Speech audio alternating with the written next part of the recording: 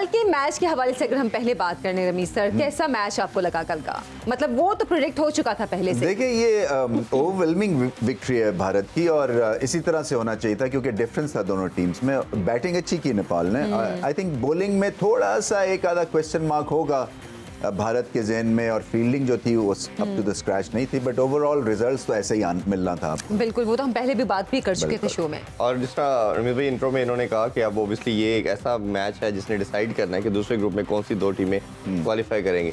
इस तरह के क्रंच मैचेस के ऊपर जब आपका डिसाइडर हो तो क्या मेंटल अप्रोच होनी चाहिए टीम की? कितना ये हैम्पर भी कर सकता है परफॉर्मेंस को? देखिए अगर आप ज़्यादा सोचेंगे ना तो वो फिर कहते हैं ना एनालिसिस जो है ना वो पैरालिसिस क्रिएट कर देते हैं। सो वो इतना ज़्यादा सोचने की ज़रूरत नहीं है। आप जाके पहले तो ये है कि हीरो बनने का चांस है अफगानिस्तान की टीम के लिए क्योंकि इतने बड़े मार्जिन से वो हारे हैं और अगर वो टेबल टर्न कर सकते हैं, अगर वो against the run of play एक मैसिव जीत उनको हासिल होती है तो आप सोचें ना अफगानिस्तान के फैंस अफगानिस्तान में क्या इसका एक बहुत ही पॉजिटिव रिएक्शन। अफगानिस्तान के फैंस आप अफगानिस्तान में छोड़े पाकिस्तान में बहुत है। So, इसलिए कि वो जो ब्रांड ऑफ क्रिकेट खेलते हैं वो एक्साइटिंग है, बॉलिंग उनकी एक्साइटिंग है, मैजिशियंस हैं, फिर उसके बाद बैटिंग में एक दो जो हैं प्लेयर्स उनके अच्छे हैं, सिर्फ कलेक्टिव एफर्ट की ज़रूरत है। ये जो है ना इंडिविजुअल ब्रिलियंस तो है उनके पास, कलेक्टिवली सिचुएशन को सामने रखते हुए 300 का टारगेट रखें, पहले बैटिंग करें। अगर अफगानिस्तान 300 कर जाता है फिर ये मैच नहीं हारेंगे क्योंकि इनकी बॉलिंग जो है वो बहुत ही अच्छी है, 300 डिफेंड कर लेंगे। लेकिन रमीज भाई मसला ये है कि इन्होंने ना सिर्फ जीतना है, बड़े मार्जिन से जीतना है क्योंकि बांग्लादेश का भी रन रेट बहुत अच्छा हो चुका है। इरफान, अगर मैं उनका डग आउट में हूँ इस वक्त तो मैं उनको ये कहूँगा कि अभी आप मार्जिन को मत सोचें, ठीक है। You know net run rate की तरफ आपकी तवज्जो बाद में हम दिलवाएंगे। इस वक्त जो है ना बेसिक आपकी एक फोकस होना चाहिए विद ब्लिंकर्स ऑन, ना राइट ना लेफ्ट देखें कि जीतना है। बिल्कुल ठीक। और जीतने की एक स्ट्रैटेजी आप बनाते हैं और उसके बाद फिर कितने हिसाब से जीतना है, मैसिव विक्ट्री चाहिए आपको, वो बाद में हम देख लेंगे। लेकिन आपको लगता है कि अफगान टीम इस वक्त इस मेंटल या साइकोलॉजिकल पोजीशन में है कि आज के मैच को वो उतना स्ट्रांगली खेलें? क्योंकि इससे पहले बांग्लादेश से हारे, उससे पहले ओडीआई सीरीज हारे, मतलब पे दर पे नाकामियां जो हैं वो देखने में आ रही हैं उनकी। अफगानिस्तान की देखिए नहीं, बांग्लादेश से जीते थे ये सीरीज बांग्लादेश में। तो ये है कि पैची है इनकी परफॉर्मेंस। ये ज़रूर है कि एक दिन यहाँ होते हैं दूसरे दिन नीचे गिर जाते हैं। तो एक तो कंट्रोल करना है इनको। ये जो स्पाइक आता है ना परफॉर्मेंस में, ये इस वजह से आता है कि अभी तक आपको सिचुएशन की अवेयरनेस के हिसाब से आपकी जो स्ट्रैटेजी है वो बनती नहीं है और फिर कहीं ना कहीं बड़े मोमेंट्स के ऊपर आप फ्रीज कर जाते हैं। स्टेज फ्राइट उसको आप कह सकते हैं, कुछ भी कह सकते हैं।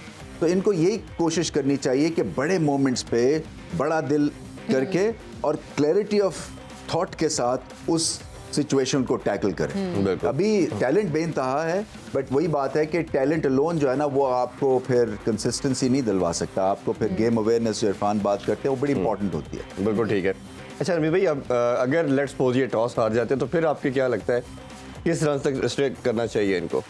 इनकी जो बॉलिंग अटैक है मैं समझता हूँ 250-260 तक रिस्ट्रिक्ट कर सकते हैं श्रीलंका को। श्रीलंका के देखें, श्रीलंका की भी पैची परफॉर्मेंस है। ये वो उनके ग्रेट चैंपियनशिप मटेरियल नहीं है। इनके 4 या 5 प्लेयर्स रेगुलर प्लेयर्स जो है वो मिस आउट कर रहे हैं। हसरंगा नहीं है, हसरंगा आधी टीम बन सकते हैं क्योंकि बैटिंग बॉलिंग फील्डिंग सब करते हैं वो। तो ये उनको भी ये at the back of the mind कहीं ना कहीं ये खतरे की घंटी सुनाई दे रही होगी कि हम 1-2 जगह पे स्लिप कर गए तो हम गए। बिल्कुल। अच्छा, उसमें हमने बात की थी लास्ट मैच के, अफगानिस्तान के स्पिनर ऑब्वियसली दुनिया के one of the best lineup है। एक और स्पिनर भी ऐड करना चाहिए, बट हमने लास्ट मैच में देखा कि सिर्फ मुजीब ने एक खिलाड़ी आउट किया, राशिद विकेट लेस थे, नबी विकेट लेस थे। तो अभी लाहौर की कंसिडरिंग दिस फैक्ट कि लाहौर की बिल्कुल फ्लैट विकेट है तो स्पिनर के साथ ट्राई करना चाहिए क्योंकि पेस अटैक को भी बहुत रन हुए। तो क्या स्ट्रेटजी इस तरह हो सकती है? कई दफ़ा पेस जो है ना वो आपके रिदम को बिगाड़ने के लिए ना इंट्रोड्यूस हो सकती है क्योंकि अगर वन डायमेंशनल अटैक होगा ना आपका कि स्पिन स्पिन स्पिन तो वो भी काबू में आ जाता है। तो ये आपका जो डिवीजन है ना, ये आपकी जो स्प्रेड है बॉलिंग ऑप्शंस की, ये भी अक्लमंदाना होनी चाहिए। मैं समझता हूँ कि कई दफ़ा एक out of the blue pace की इंट्रोडक्शन, चाहे वो मीडियम पेस ही है, कई दफ़ा जो है ना आपकी बैटिंग के फ्लो में वो कहीं ना कहीं क्लॉक उसको कर सकती है। बट अगर आपकी स्ट्रेंथ और जो बेंच पे बैठा हुआ जो है नूर वो बेहतर है गुलबदीन से फॉर एग्जांपल, तो फिर आपको उसको मौका देना चाहिए क्योंकि अपनी स्ट्रेंथ फिर आप पे खेले। आपको पता है कि एक फास्ट बॉलर से इतनी उम्मीद है और स्पिनर शायद आपको 3-4 विकेट दिलवा दे, और उनके हाथ में वो है रिस्ट स्पिन है, गुगली भी करते हैं, सो पोटेंशियल है और उनमें। उनको ज्यादा खेले भी नहीं है, तो ऑब्वियसली एक आपका ट्रम्प कार्ड के तौर पे यूज हो जाता है। जी शमाइला, हमें स्टैट्स बताइए एशिया कप के ओवरऑल भी और एशिया कप में दोनों टीमों के कितने मैचेस हुए? टोटल 10 मैचेस हुए हैं, जिसमें से 10 जो है वो श्रीलंका ने जीते हैं और जो 4 हैं वो अफगानिस्तान छह श्रीलंका ने, सॉरी ने। श्रीलंका ने, हाँ जी बिल्कुल, 6 जो है वो मैचेस जीते हैं और जो है ना 3 हैं वो अफगानिस्तान ने, जो 1 है वो बगैर जीत के जो है वो खत्म हुआ। ठीक है। और उसके अलावा जो है वो एशिया कप को अगर देखें तो वो टोटल 4 मैचेस उन्होंने खेले हैं, 2 श्रीलंका ने जीते और 2 अफगानिस्तान ने। हाँ, तो एशिया कप में बड़ा इनका तगड़ा मुकाबला है कि इन्होंने टफ टाइम दिया हुआ है। खेलों से रिलेटेड तमाम अहम खबरें और अपडेट जानने के लिए सुनो न्यूज़ के यूट्यूब चैनल को भी सब्सक्राइब करें और बेल आइकन को क्लिक करना मत भूलिएगा।